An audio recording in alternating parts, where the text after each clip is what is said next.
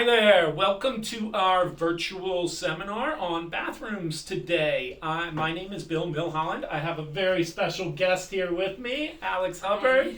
She is a designer for us here in the Bethesda office, but works out of Falls Church and DC a fair amount as well. So Alex is our traveling designer. Traveling designer. Wherever. She's ready and willing to go. So what we were going to do today is talk to you a little bit about bathrooms. It doesn't make sense for everybody to come into the office or the studio and meet and sit in a room together. So we're going to try the next best thing, and that's share a little bit of our knowledge and what we're seeing in terms of bathrooms and bathroom remodeling, and very specifically bathroom design right now. So to get started, just in terms of what we're going to discuss, we've got a little bit of an agenda laid out. We're going to talk about what creates style, and we're going to define 3 different types of style. We're going to talk a little bit about what's popular. We're going to talk about budgeting and timeline. We're going to show you some examples of some really pretty bathrooms, and then we're going to walk you through a little bit of our process where we would go about turning this idea or notion into an actual project. So that's our agenda for today, and as I said, in terms of what defines style, we'll get to that in just a second, but we also want to put bathroom remodeling in 3 different buckets, because a bathroom remodel, just like a kitchen remodel, means different things to different things. People. So we want to define different steps in the remodeling process. And one is certainly cosmetic, right? That Absolutely. It's just clean it up, freshen up the space. A little new facelift, paint. if you will. There you go. There you go. So a little bit of a freshening up. Our second step is where everything's going to come out, all new's going to go back in, but we're not going to move anything around.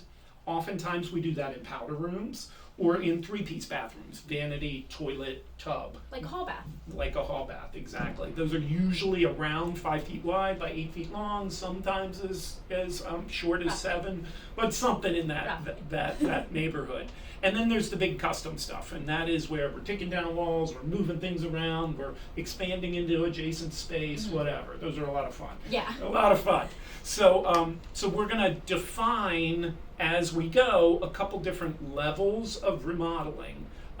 So let's get to it. Let's start talking about bathrooms. And again, we talked for just a second about defining style, and we usually define style in 3 different ways. One is more contemporary, and in terms of what we're seeing right now, I'd say that has quickly moved to the number 1 spot. Yeah, it seems like in the Washington, D.C. area, whether that's in the city or the suburbs of Maryland and D.C., we've seen a lot of interest in a more modern, clean contemporary design.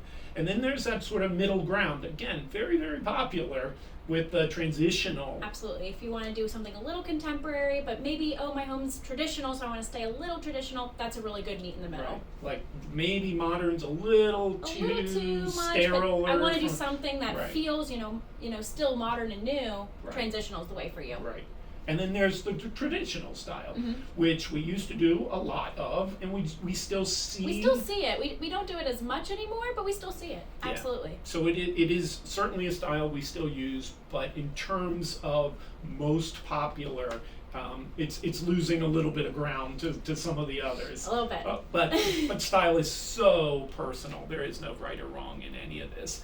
And so instead of talking about it, what we thought we'd do is maybe show you some examples of what defines that style.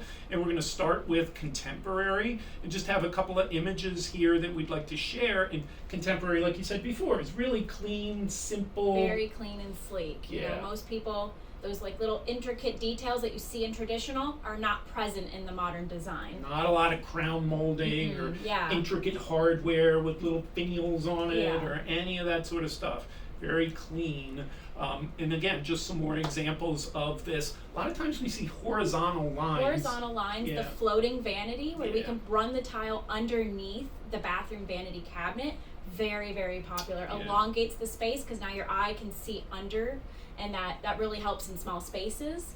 That's really popular. We also seem to see more chrome or nickel, maybe black.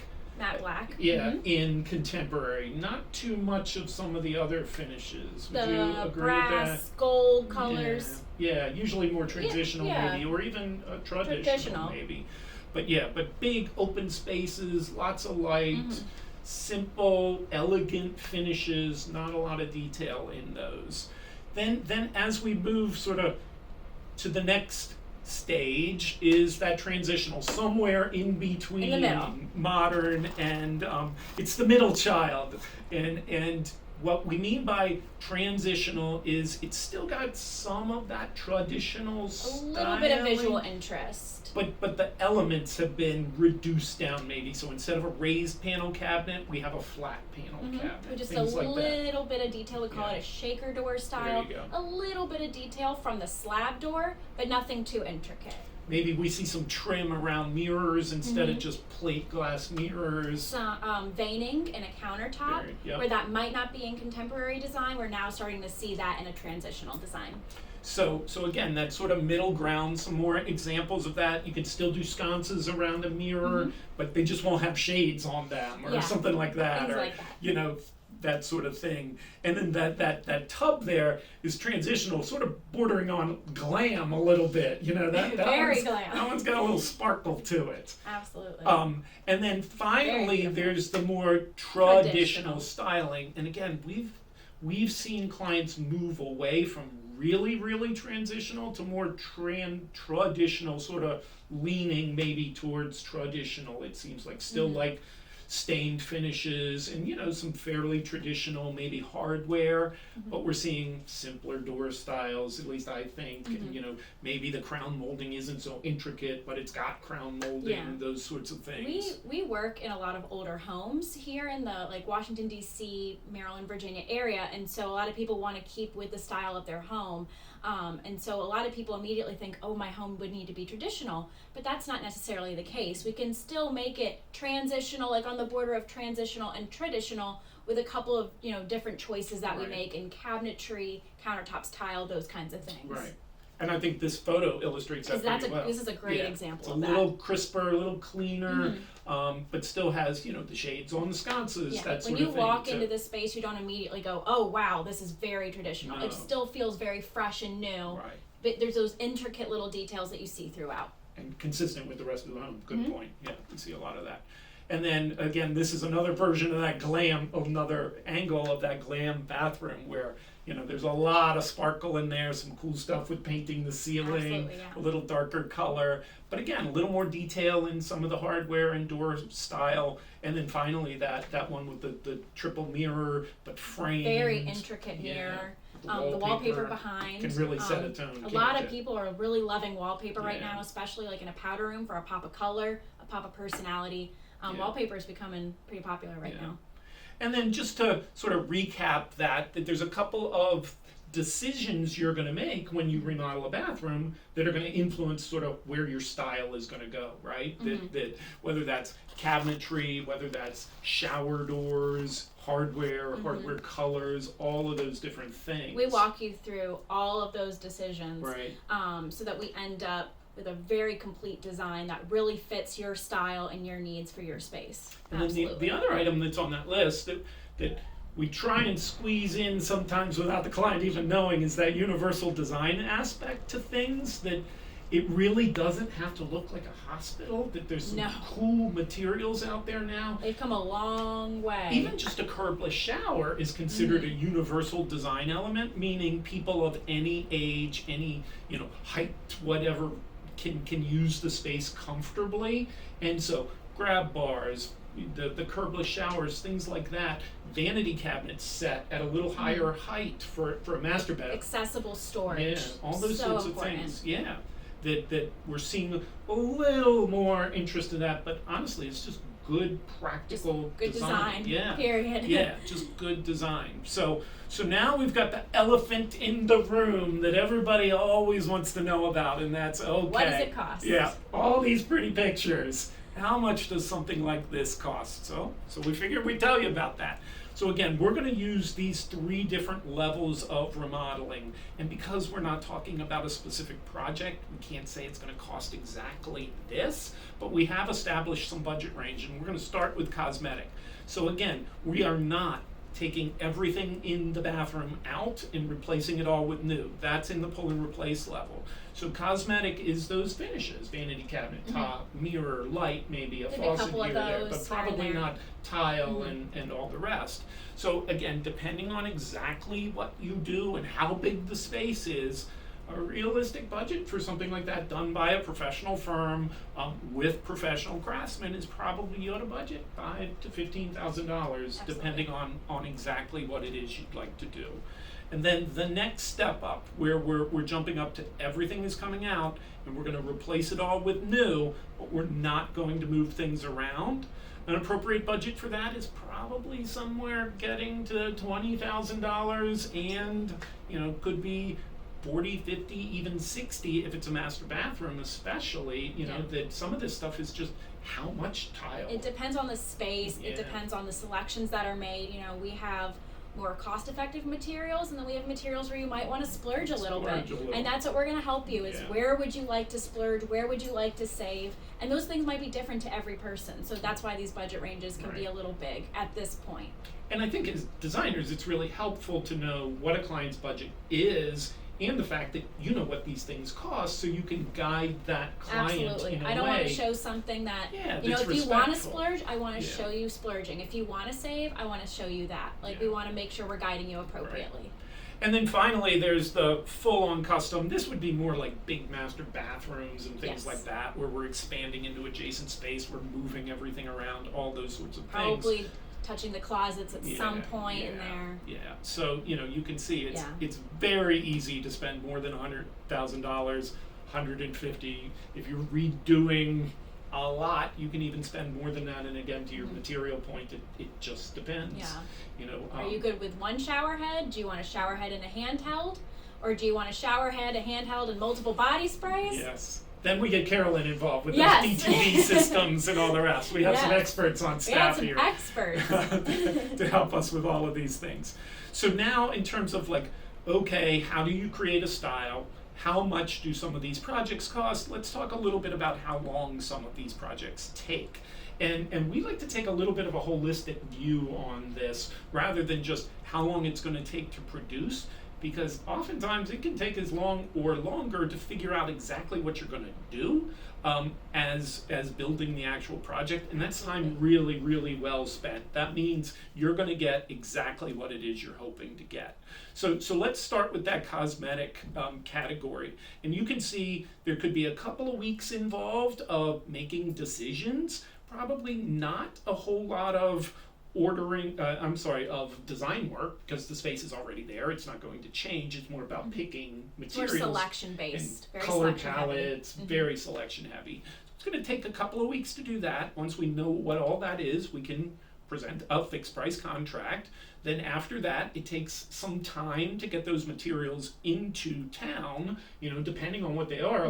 If you want a very specific vanity cabinet, that vanity cabinet could take 8 weeks to get, right? It's being custom made in some situations, so we want to make sure we have it before we start. Right. And then a project like that, again, depending on what it is probably going to take in the week to 2 week neighborhood.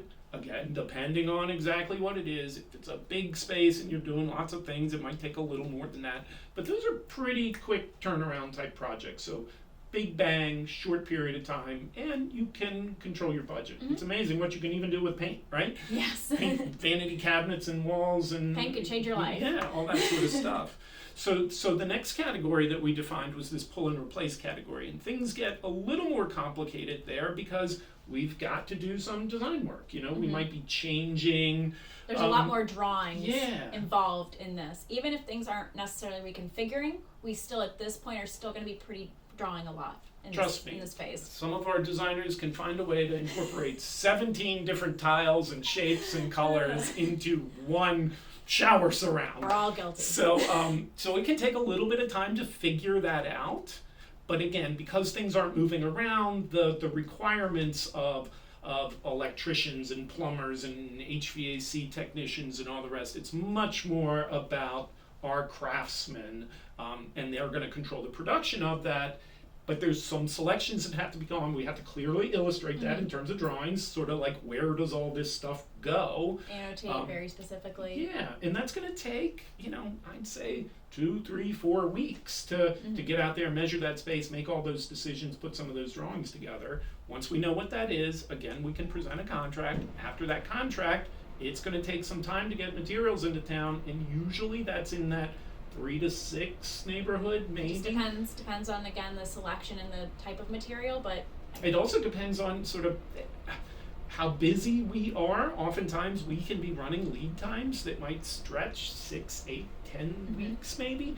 Often we have some gaps where we can squeeze some smaller projects in, smaller meaning well-defined bathroom, pull and replace. And then it takes a little while to produce that project. And most pull and replace projects take 2 to 4 weeks, somewhere in that neighborhood, to produce. So that's actual activity at the job site. 2 to 4 weeks, depending, again, how big it is, what it is, where it is, all those different sorts of things. And then finally, we've got the big projects, the big custom stuff. And that's where we've got to go out, measure everything, put a bunch of drawings together to sort of document that existing space, come up with a bunch of different ideas, because now we're moving things around. So oftentimes that's 3 different schemes. We've got to bounce those off of you, get some feedback from the clients. Yeah. It's their home. We want it to be exactly what they want it to be. We're pulling estimating together for those 3 different schemes. We want to show you this scheme costs this much, roughly. This scheme, this is the budget range, etc. We want to make sure we have all that information for you. Right, because most people, budget influences decision at some point. Make decisions based off of the budget. So in this step, though, in this category, we've introduced another step in that we have this case study step up front, where we're going to measure, put existing drawings together, do that budgeting, come up with schemes, bounce those off of you, get your feedback, refine. But then we've got to take a next step, and that is something we call the contract document step, but it is really where we pin down all of those details in excruciating it's a lot of detail goes into that phase. And that's making very, very specific product selections, that's having our team, production team, our alliance partners come out to the house, make sure what we're proposing to do works with sort of the infrastructure of the existing house, understand any structural elements that might be involved, all of those sorts of things. We want to figure that all out before work begins, because that's where you hear the horror stories. So we want to get all that pinned down. We want to clearly draw everything so our clients know exactly. The custom phase is the most drawing heavy. And for good reason, because we're reconfiguring things. It needs to be very well documented in drawings. Electrical plans, elevations, all of those different sorts of things. So just that everything is pinned down. But as a result, you can spend between that case study step and the what we call the CD step, you can spend a month and a half, 2 months, or more figuring out exactly what that project is. We want to move as fast or as slow as you want to move. There's definitely a pace that we can, as fast as we can go, and we'll share that with you. But we can go a little faster or a little slower depending on you. We don't want to rush you through it, but if you can make decisions quickly, then we're happy to go along with that pace. Life gets in the way, you're traveling or you got something going on at work, so it ebbs and flows a little bit. But then these projects take much longer to produce because we could be moving walls, we could be introducing new beams and structural elements, we could be moving plumbing risers or relocating ductwork. There's a lot that could be going into it. Could be heavying up an electrical panel if we're doing a bunch of electrical stuff. Absolutely. All of those sorts of things. So those projects can take much longer, and it's not unusual for those projects to take months to build. That there may be 6, 8, 10, 12 weeks. Again, depends on the size, but it's a lot. It's a lot of detail. It's a lot of work. It's a lot bigger of a project. Yeah, so it's much more involved than pull and replace or cosmetic. So we've talked about sort of how to define this style. We've talked about budgeting. We've talked about timelines. Alex, maybe we could spend a minute on sort of what's popular. Everyone what are you wants to know what's trending right now in bathroom design. One of the first things that we see a lot is large showers. So we all have that big bulky tub in our space, and as much as we would love to have the time to take a bath every day, let's be honest, we don't have that time. Most of us are showering every day, so when people are opting to rip out the tub, particularly in the master bath, to replace it with a large shower that gets used every day.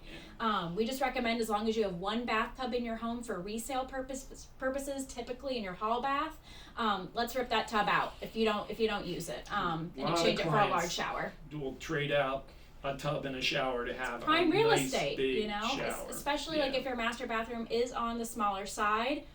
Wouldn't you love a larger shower that you're going to use every day than a bath that But if you got a little bit of space. But if we have the space, so again, if we have the space, and sometimes in a larger bathroom, but in the grand scheme, probably like in the middle, not too small, not too big. In the middle, we can do what we call a wet room, where we combine the tub and the shower together in the same waterproof enclosure behind the glass. It saves space, too. It saves pretty space. Efficient. Mm-hmm. So this way you can get that tub and a shower, best of both worlds. And people really tend to like this option. The tubs that we're seeing now, the architecture behind them are beautiful. It's like a piece of artwork in your Sculpture. in your bathroom. It's a really great option for those that are kind of in the middle in terms of space, where my bathroom's a little too small to do two separate things, but it's it's got the space, and I don't want to compromise. And have a tiny little shower. Absolutely. Pattern tile, really fun, really popular. A lot of people are opting for maybe more neutral, like a cabinet, countertop, maybe even wall tile, but then still want that pop of personality. And what a better way to do that than with a pretty pattern tile. In this situation, it's a encaustic cement tile, and it's in blue. Really fun. Yeah, no, it's really great. Cool space. Large format tile. So I'm assuming in some older bathrooms we see a lot of the 4x4 tiles. There's a lot of grout joints to clean, so we're trying to open up the space and do large format tiles. A little less grout, a lot easier to clean, makes the space feel a lot bigger. That tends to be pretty popular right now. It seems like the trend is very much rectangular too, whether horizontal. That's 12 by 24 or even 6 by 24 or longer. Absolutely. But not square so much. Absolutely. Anymore. Even like your typical 3x6 subway tile, people are still doing it, but in a more modern linear way by doing maybe a 3x12. And that alone makes a big difference in how your shower looks. Yeah, totally. In terms of feeling refreshed and new. And then you can decide on how to stack it, whether you want all the lines, the grout lines, or you want to stacked brick up, pattern, or we can do it staggered. There's a lot of different ways to go about it. And then there's a bunch of other stuff that's popular too. So we like to do frameless shower enclosures where possible. As little metal around the edges as possible really makes it feel nice and new and sharp. Tiled niches, there's nothing better than when you can kind of tuck away all those shower bottles. Laying around a little bit of an eyesore in your brand new bathroom. So we do try to tuck those away where we can. Heated floors, talk about the greatest splurge. If you're gonna splurge there. Who wouldn't love to wake up in the morning and walk onto a heated floor tile? Beautiful. I think that is very gender specific too. The ladies always seem to love the warm tile floors. Who wouldn't? Lots of vanity storage might also be a lady thing, but we all have a lot of stuff that we need, everybody's and got stuff. Everybody's got stuff, and we all need spaces to put it. Having that vanity storage is absolutely crucial, and we definitely walk through with you where you're going to put your hair dryer, your makeup, your shaving needs, your toothbrushes. If you have an electronic toothbrush, is there a way we can tuck that away where we can hide it, but it's still charging while you're not using it? Those are decisions that we're going to ask you. It might feel a little personal, but in the end, totally worth it. Quartz countertops, that's definitely a trend. We're seeing that. We're almost exclusively using quartz at this point. Very low maintenance, durable, comes in beautiful patterns that are very similar to like a natural stone like granite. So we're definitely seeing a lot of that. Benches and showers. Again, it's specific to how big we can make your shower, but if you're doing a large shower and we have the room for it, we tend to put them in. Great for universal design as well, for if later down the road, if you needed to have a bench in your shower, it's already there. So we are seeing a lot of that. And then again, we mentioned it earlier, but the floating vanities, particularly in modern design, are very popular right now. A little bit cleaner of a look, and then if we can run that tile underneath the vanity, it opens up the space because now your eye goes a little bit further. Makes a small space seem a little bit bigger. Yeah, and even with some of the LED tape or whatever that you can really light under there, feature. or a little night light or something like that, or just have the bathroom glow, and it it uses so little energy. It's not even really a cost thing from an energy perspective. So a lot just of like cool a cool stuff. little accent feature that it might be in your master bathroom, so maybe a guest isn't seeing it, but still like a really cool feature for you. Right. So we're going to go through our process really quickly because it's very specific to us, but we think it makes a lot of sense for our clients. So we just wanted to explain to you a little bit about how you turn this idea, this notion that, hey, I'd like to have a new bathroom, into an actual finished project. And it all begins with the existing space, right? Absolutely. We've got to get out there, measure everything, Mm-hmm. put some drawings together. We see, what space you're working with now, what are some like absolute needs, what are some wants, what are some I do not want. Right. And we take all that, we document it, we take photos for later on down the road, and then we start the process. Then we start. Lots of sketching and photos out at the job site, and those turn into a set of existing drawings, or as-built, they're sometimes called, and that is really just, again, getting it into our language a little bit, from spatially existing to existing in 2 dimensions in a plan, and that's where everything really starts to happen. This is where it comes alive. Right. And so from there, we typically put together 3 different ideas. We've only shown 2 of them here, but typically there are 3 ideas coming together because there's always more than one way to solve the problem. And sometimes it's hard to distill that down to just 3. And even when we're presenting it, sometimes clients I like this part of A and this part of C, and it's kind of like building with Legos. We're going to take different parts and pieces to create the ultimate custom project for you. Right. I'd say there's no right or wrong answer. Right. That's the most typical, probably. Honestly, yes. Here's 3 different ideas. Well, I like a little bit of this, a little bit of this, and a little bit of that. So then that's great to hear, or I don't like that. Which is also great feedback. It's won't hurt our feelings. Better to know what you don't like than what you do like, or it's easier to define what you don't like than what you do like.